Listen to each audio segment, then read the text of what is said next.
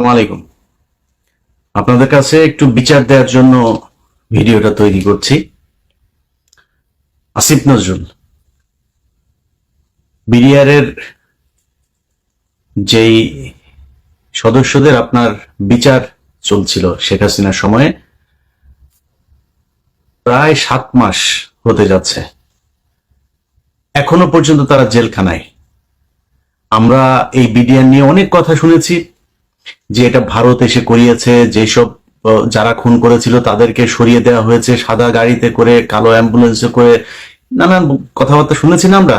যদি সেটা সত্যি হয় তাহলে যারা খুন করেছে, আসলে যারা খুনের সাথে, সেই তোরাবালি, তারপরে লেদার লিটন, এদের তো সব ছেড়ে দেওয়া হয়েছে।